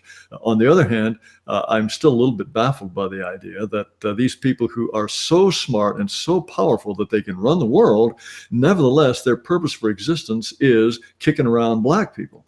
That I find a little bit difficult to believe, but if that's the case, then I suspect they're a bunch of real twisted and perverted folks. And I wouldn't suspect that people that twisted and perverted are that smart so that they can dominate the world by just their tiny, tiny numbers. Also, I still don't understand why it is that although white supremacy presumably depends on the notion that blacks are less intelligent than whites, anybody who actually talks about this gets cast into outer darkness. This, to me, is yet again one of these weird inconsistencies about America as a white supremacist country. But I'm very pleased and gratified that we got Mr. Nasheed to put his views on the record in such a clear and uncompromising way. And it's been a pleasure to talk to both of you. And I'm sorry that I can't stay longer, but I wish you a very pleasant and productive evening. Thank you so much. All right. Thank you very much. Have a good night. Good night. All right. Let me do my closing. I got to get out here and get with the Yep, children. yep. So, and first of all, did you enjoy your time on the Bake Alaska show? Yeah, I know me and you have had a history back and forth on Twitter, but I am now suspended from Twitter. So see, the secret white supremacists, are banning people like me and Jared Taylor from Twitter. Well, wouldn't we get to stay on if white supremacy is in charge of all these companies? And not really, because see, you guys people are dying around some of you guys, man. That's the problem. There's people getting killed, and these companies are going to be on the hook for so many people getting killed, and they letting you guys spew that rhetoric online. So these companies have to cover their ass, even if they're white supremacists themselves. You guys are going to another level. They don't only got to cover their ass; they got to wash their ass. Wash that ass. You dig? Yo, can you say people have been requesting in the chat? Are you we just want a sound clip. Are you able to say the phrase "we was Kangs"? No, I'm not saying that bullshit. You're not. Do you know what? Are you familiar with the meme? That's all white supremacist meme, and we got another one called "We was Aryan Gods." Wait, that's a white supremacist meme. Yeah, we got one. We were Aryan Gods. We was Aryan Gods. Okay, fair enough. We was Aryan Gods, and then your version is. Yeah, you know what it is. But anyway, all right, go ahead. Do your closing statement. Yeah. So anyway, like I said, I was going to prove that white supremacy is a religion, and that's exactly what I proved. There is no end. There's no beginning. It's supposed to be practiced into perpetuity. When I asked Jared Taylor what's the solution for all the low IQs of blacks, he danced around. There is no solution. I asked him, what is the solution for black people? Where should we go? He could not give me a place. He kept talking about a white ethno state and we should separate. When I asked where, there is no solution. When we talk about the violence, there is no solution. And again, that just proved everything that I said what I was going to prove, that white supremacy is a religion. And we have to replace that religion with a system of justice. All right. Well, thank you, Mr. Nasheed. And one more time, so tell people how they can follow you and just sort of, your mood. Tell people just a tidbit about your movie and sort of what your next things are what you're gonna be doing in 2018. Yeah, you guys go get my movie. I know a lot of white supremacists listen to you, but I know y'all like good movies. 1804movie.com. That's my new movie that's out. It's the #2 documentary on Amazon. Y'all go to follow me on Twitter. Don't troll with the bullshit fake account. Yeah, be nice. I don't. Me and Tariq don't see eye to eye, but be nice to him. Don't go harass him. Be nice. Have good conversations for sure. That's it. All right, babe. That's it, man. All right. Take care. Hey, all right. We might need to do a part 2 of this because we were actually the #3 trending thing on YouTube. So thank you, Tariq. Take care. All right. So, and then there was one. So who do you guys? Wow, this was epic. We're #3 trending on YouTube. Worldwide. This is amazing. I love you, fam. I gotta give God the glory. I always gotta give God the glory when I have a successful stream. So that went a lot better than I thought. That went really, really well. I was trying to get Jim on for the post show. I sent Jim the link. I haven't heard from Jim. But guys, who do you think won? Let me know in the chat. Who you think won? Do you think Jared Taylor won, or do you think Tariq Nasheed won? Either way, I couldn't stop laughing. This was a fun-filled debate. Jim. Well, Jim wasn't in here. Jared. All right. Tariq. Got a couple Tariq fans in the building. All right. Cool. So real quick, and this was successful. Also, wait, is that who I think it is? That Jim? Hello. Hello there. Oh shit, dude! I was watching your KANG cast, and that was fucking highly entertaining. Dude, I didn't think you were actually going to show up, man. How are you? You asked me to pop on your post show. I didn't want to interrupt Tariq giving his plug for his movie and all that shit. I thought I'd let him speak his piece. But yeah, I watched that whole thing. That was something. All right, that was something unique. We're just Kang posting. Is this have I evolved the blood sports into just pure Kang posting, or what's going on here? Give me a breakdown of what just happened. I want to first thank Tariq for allowing me entry into the ethno state now, because now I'm not a dirty race mixer. Me fucking that Asian girl, right? She's a reserve white person now, so I can't get any shit for that. I'm a pure blood Aryan boy now, and I'm gonna have Aryan babies because Tariq has told me so. Well, I mean, how many times do you think he said the term white supremacist? It must have been, what, 1,000?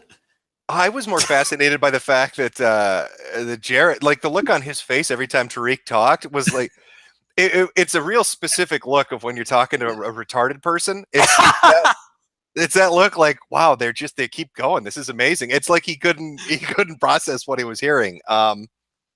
It was interesting. Everybody was, so if I'm to understand it from Tariq's point of view, everybody in the world was black.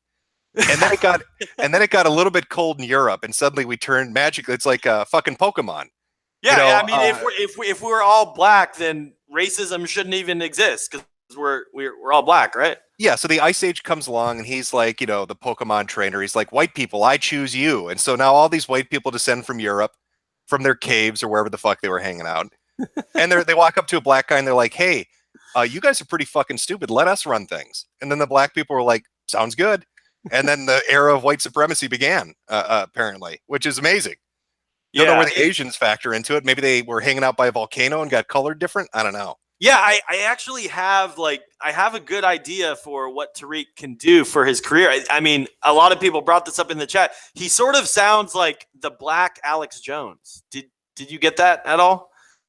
If you could set it up where Tariq Nasheed and Alex Jones talk about who's responsible for gay frogs and fluoridated water, that would be the #1 stream on YouTube. I can tell you that right now.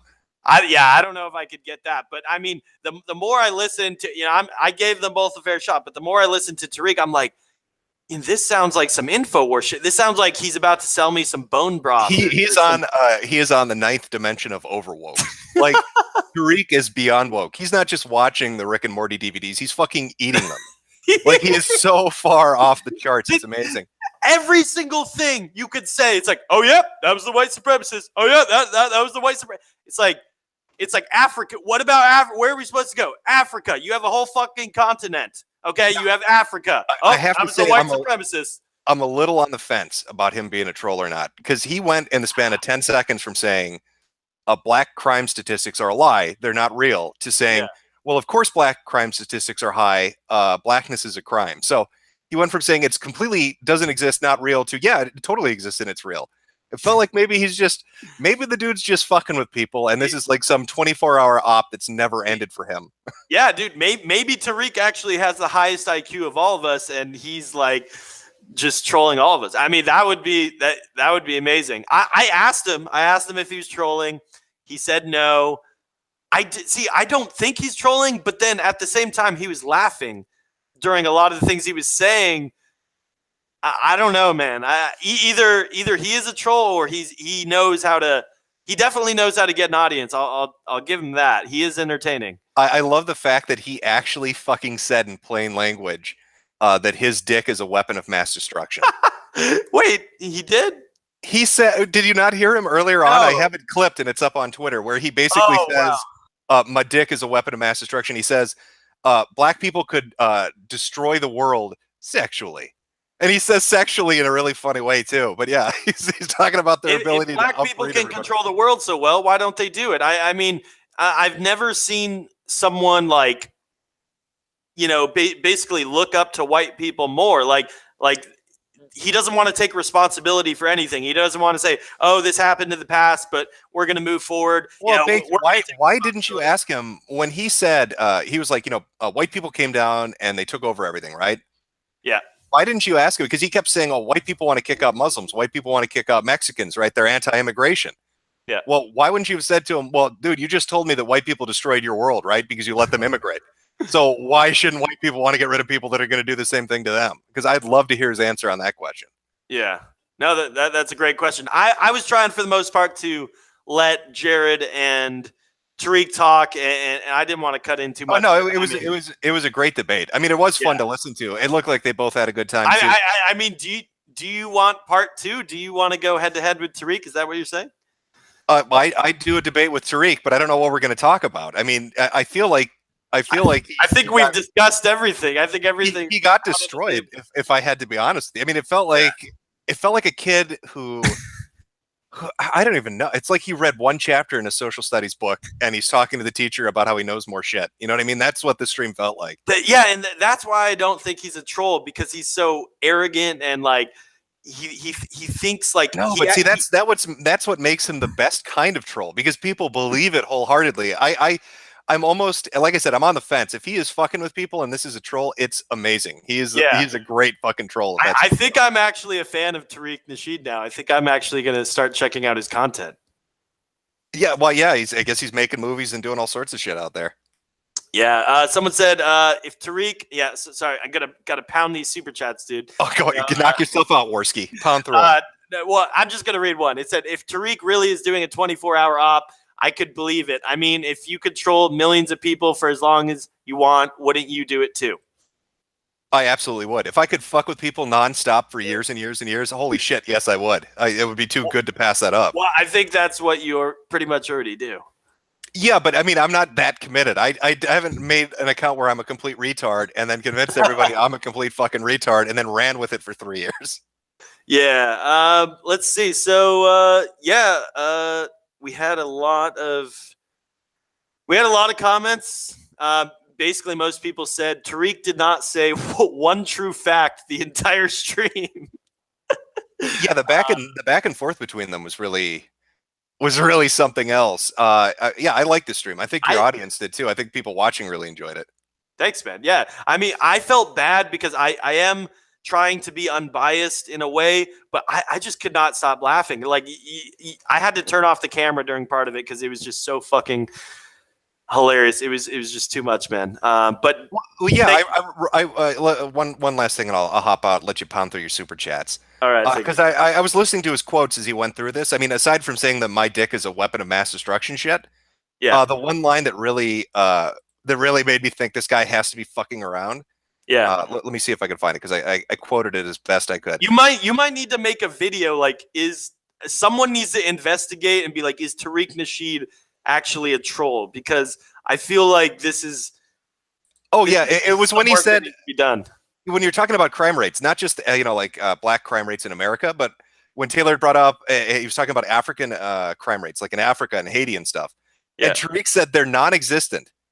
That Africa is like a crime-free zone and Haiti is a fucking paradise. Come on, man. Nobody is that fucking retarded. This, that was way going. Well, you got to watch his movie, Jim. You got to check out, 1480, or what was it? 14. No, you got it right. Yeah, 1488. That's the movie that 1408haiti.com or something. And apparently he said he just visited Haiti and it's all beaches. It's all, it's not a shithole country. It's a paradise. I think Tariq Nasheed should move to Haiti and live in paradise. Why wouldn't he? That's where their ethno state is. It's over there in beautiful Haiti with the clean water and nice cities and no pollution or crime. It sounds like a fucking paradise. It's utopia. Oh yeah. Well, I have one question for you before you leave. So I have another pretty crazy stream lined up for Saturday. Have you heard about my Saturday stream? No, I haven't. Okay, so is that Andy Gas them all? You mentioned super chats, and so he immediately runs in. That's how I roll. I just made it home. How did I miss this? Oh, dude, you missed the craziest stream ever, bro. I have to watch that. Jesus, it's gold, man. It really is. It's fucking gold. I thought it was a fucking troll. I'm like, yeah, right, Tariq. Dude, everyone. Okay, when I announced this, there was like no one in the waiting room. There was like only 200 people because they were all like, dude, this is. Stop trolling us, Bake. Like, this is not a real. You did not actually get these two people on, but I've had luck. I've had luck. I don't know what it is. It started with the Lore Loomer versus Jim, and then I got Tariq versus Jared Taylor. I think I have a knack for bringing people together. But Saturday, I was going to ask you, Jim. I have Andrew Anglin versus Sargon book. That's in 2 days. Okay. So, but. Other people are saying, Sargon might not show up. So what is your take? Do you think he's going to – I mean, I've had this booked for like weeks. Oh, here's my thing. I've been on Worski's case because there was supposed to be the Enoch Spencer versus Sargon and somebody else. But now from what I understand, Worski, didn't you say he bailed on your second debate? Yeah, I've actually rearranged the debate with Spencer versus V. So what was the justification? What was the reasoning you were given for why he's not showing up? Honestly, I just told V to message Sargon because of all that shit he was saying. Remember when he's going off a little bit on the alt-right.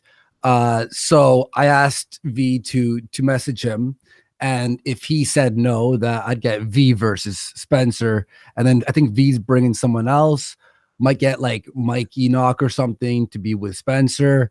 And then V messaged me right now, actually a few hours ago, and he just said, "All right, I'll do it." So I'm assuming that he spoke to Sargon and now, Worski, if you wanted to get him on stream, do you have any dopamine available? Maybe that would get Sargon to show up. Because I hear that he needs more dopamine. That's what I've heard. I don't know. Yeah, it's kind of hard to get him to debate now, if Sargon, I booked this weeks ago. If Sargon does not show up, I'm going to say that his ideology must be tanking right now. If he's canceling debates left and right, he says he's the king of debates. So as far as I know, I've emailed him, and so this Saturday we're doing it in the morning, so it'll be 3 p.m. Eastern time. We're having Sargon versus Andrew Anglin. That's gonna be a bloodbath. We'll definitely need, if you guys want to come on for the post show, we'll definitely need you guys to do that. But I don't know if Sargon's gonna show up, man. Has he confirmed with you at all, Baked? Yeah, he confirmed. Oh, so maybe it's still on then.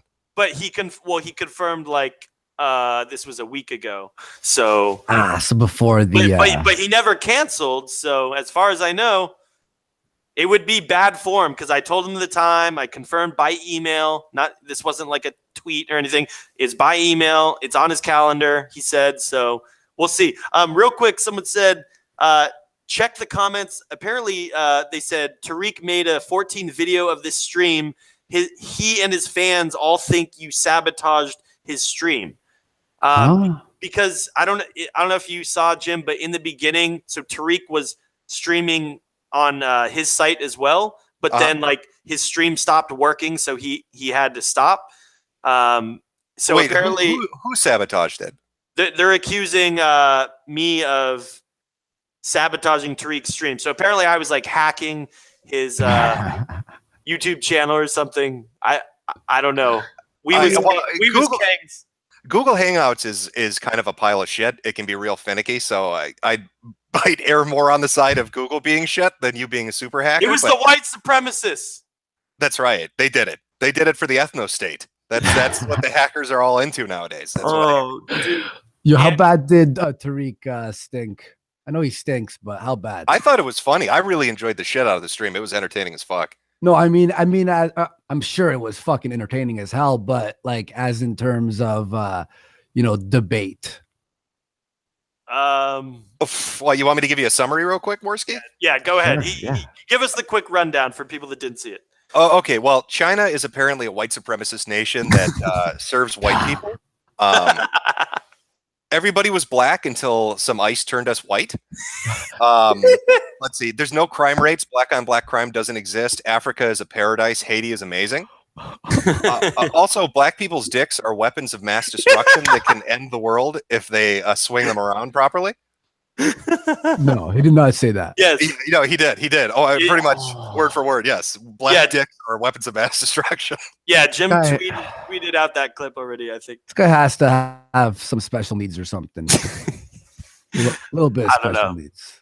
Maybe I forget how Jim phrased it before, but it was like, someone who, like a 10-year-old who has just like learned one thing from a history class and just like, I don't know, man. It was bad.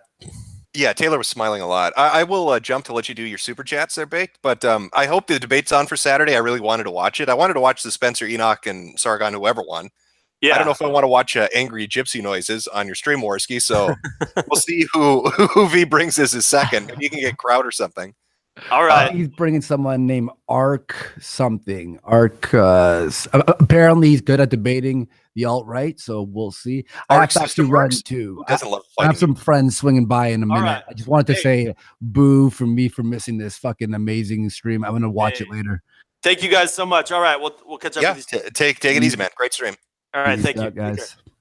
All right, guys. So I'm gonna head out here in a second. Real quick, I just wanted to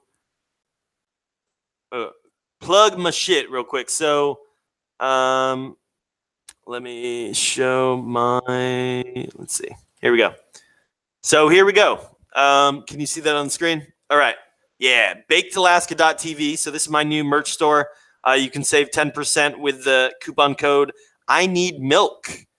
So here we have the 3 first designs. We got the mountain. So you can come, you can get a mug, you can get a cool little hoodie. You know, if you want to get like a shirt, got the cool Baked Alaska logo on there. You can get it in different sizes, up all the way up to 5XL actually. All the way up to 5XL. And you can get it in different colors, black, navy, all that stuff. Really, really good quality stuff. You know, if you want to drink your coffee and watch the Baked Alaska show, you can do that with your beautiful mountain mug here. And let's look at some of these other designs. Yeah, we got the signature line. This one's a really cool line. So this is my signature, actually. And you can get it in red, white, and blue on a shirt. BA in the chat, of course. And that's sort of my logo right now. We're working on lots of new designs. So every 2 weeks, these are limited edition, by the way. So every 2 weeks, we're going to have new designs. This is the turbo logo here. We got, get this in a nice black. I got the nice Alaska retro going on there. So yeah, you can get these all at bakedalaska.tv. The site, this is brand new. This is the first day that the store is launched. So this is exclusive products you're getting right here. This is pretty awesome. So I've honestly, people have been asking me for like 5 years to get a merch store. It's finally out. So that's why I wasn't really active in the last couple of weeks. I've been working on getting this merch store up and dealing with a bunch of stuff here in Alaska. But the merch store is up and live. Make sure, everyone, this was amazing. This was so fun. Make sure to like, subscribe, hit that bell button. It really helps. If you do all that, then you get notified when I go live. If you tap the bell button after you subscribe. And yeah, here's one more last thing. If you want to be a part of the Baked Alaska show, or if you want to be on the Baked Alaska show, send me an email. It doesn't matter if you're right wing or left wing or whatever. Tell me what you want to debate and tell me what your position is. So you could be like, hey, I want to debate Bitcoin, cryptocurrency, and I'm anti-Bitcoin or I'm pro-Bitcoin. It can be anything. It doesn't even have to be super political. So let me know what you want to do and just send me an email to bakedalaskacomedy@gmail.com. That's bakedalaskacomedy@gmail.com. And I will try to set something up if I am interested in it. So I know a lot of people were asking me. And if you guys have maybe a liberal and you're like, they would be really good on the show, you can contact them or send them my contact info and we'll get that going. So the next show, join the Discord, hang out with us. But the next show is this Saturday. That's in 2 days. This Saturday at 3 p.m. Eastern time. 3 p.m. Eastern time with Andrew Anglin and Sargon of Akkad. Yeah, so hopefully Sargon better show up. Otherwise, Anglin wins by default. And then apparently Sunday, I just got a text. I need to confirm, but apparently Sunday I'm going to be streaming an AMA with Weave. That's what someone is telling me. But I can't confirm that yet because I need to talk to the people. But we got a lot of exciting things going on. I'm really stoked. Can't wait to see you guys get all your new Baked Alaska merch and your mugs and all that good stuff. I know I don't got bone broth or super male vitality, but I got some dope swag. And we're going to be like every show, we're going to have new merch coming out. So I love you guys so much. I give God the glory.